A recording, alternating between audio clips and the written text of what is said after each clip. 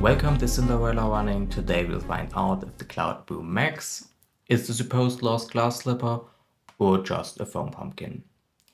And let it say me in this way, I didn't even plan to make this video at all.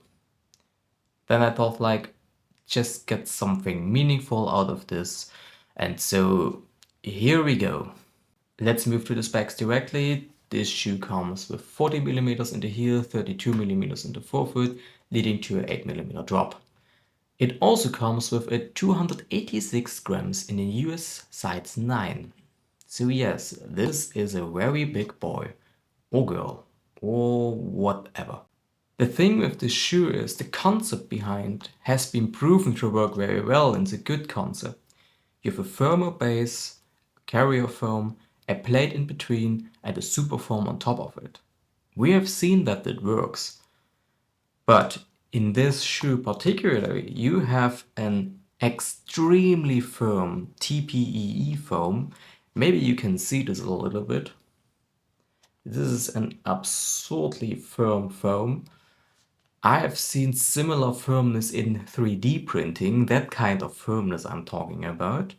Then you have a glass fiber plate in this shoe that makes no sense at all. And the Pebax foam on top of it, that is the same as in the Cloudboom Strike, material-wise, but not in the same density. This is far more firm. So what we get here is a very mild rocker. You do not notice it because you have just a huge clunky shoe under your feet. With an absurd firmness, with a plate that makes no sense at all. Done. That's the tech behind. One and done. The title of this video came not out of nowhere. I only did one run into the shoe. It was a 21km run and yada yada yada blah blah blah. I know usually it's not enough to judge a shoe. I don't care at all because I have a massive problem with the upper. To be more precise with the heel collar. It's a personal problem, I repeat, a personal problem over just my feet, but my foot, the bone of my foot, lays directly on this very firm and thick heel collar. So this firmer section here is pushing into my foot and that's extremely annoying. I noticed that as I stepped into the shoe, I was very ignorant and thought, well, during the run it will bend a little bit and go away. Spoiler, it became worse, a lot worse. So here's a picture of my hobbit foot and, well, that's the reason why one and done. It's nothing I can accept and it's nothing I want to endure in any shoe. But again, that's a personal problem. And what about the ride of the shoe? Because 21 kilometers is enough to judge the ride, usually. And I pushed through all the gears from zone 2 to threshold effort. I pushed through everything and let's say in this way, very firm, clunky and lifeless. That sums the shoe up. I'm a midfoot striker, not because I'm very good. I am actually Mr. Overage. I'm the target audience for the shoe. You would think it has biomechanical reasons why I land more towards midfoot striking when I do marathon efforts or intervals.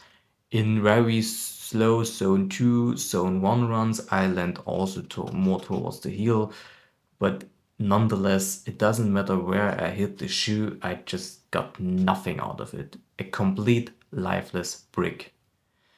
When I ran heel down, really pushing the heel into the ground, I got some sort of bounce out of the shoe where you just was thinking, oh, yes, there is a super foam in the shoe.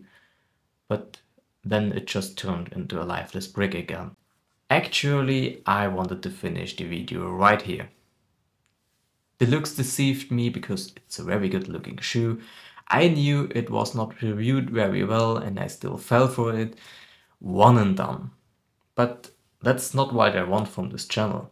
I want to give something meaningful, something positive. And so I thought I give you 4 options which are way better options for the middle of the pack, the slower runners, for those who just want to finish the marathon, because there are options out there which are far superior than the Cloudboom Max. And the first 2 options are from Asics. The Asics Mega Blast and the Super Blast 2. The Super Blast 2 follows the same concept as the Cloudboom Max. You have a firmer carrier foam and a super foam on top of it. Especially for those who are a little bit on the heavier side, this is an excellent choice, or for those who just want to avoid a carbon blade. And if you are willing to spend that amount of money for a race day / training shoe, then there is no way around the Asics Mega Blast. This shoe is completely superior to the Cloudboom Max. It's lighter, the foam is way better, it's bouncier, it's a lot of energy return, it saves your leg better, and the durability is still the same as from a regular training shoe. If you want to spend that amount of money, go for the Asics Mega Blast. And if you like a very bouncy ride, then you should take a look on the Li-Ning Radiant Challenger 5. This shoe comes with only 100 to 140 euros or dollars, and I can assure you it punches far above its price range. This shoe easily competes with shoes like the Saucony Endorphin Pro 4 or the New Balance SC Elite 4. Easily. You have a carrier foam also in this. It's the same foam as it's used in Li-Ning Red Hair 8 Pro, and on the top of this you have the Super Boom foam, which is a classic Piba foam. Here in a more softer, bouncier version as in the Radiant Elite or Radiant Ultra. You have a carbon plate, but the carbon plate is not extremely stiff. You can still bend the shoe quite a bit, and you have a CBU outsole which assures its durability. If you want a bouncy ride, definitely take a look on this. And at last, my personal secret tip, it comes from a brand almost nobody ever heard of, and that's Bmai. The Bmai Jington Fly. Bmai is a brand you see sometimes on Chinese running vlogs when they film some running groups. Some people wear them. They never became quite popular, but just for example, Yadgara finished 2 hours 15 in Valencia wearing the Jington Fly. So this shoe is not only an option for those mid-packs or slower runners, it works for everyone. It is the more, let's say, mid-pack orientated shoe from Bmai. It has a less aggressive geometry as those others, and it uses a supercritical ATBU foam. This shoe is from the end of 2024, 2025 early, and it already used a beaded ATBU foam.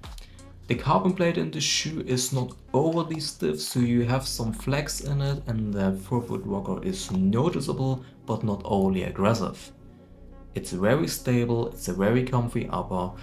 The ride of the shoe is not overly bouncy, but you get a lot of energy return, so you have a perfect mix between a bounce and rolling sensation.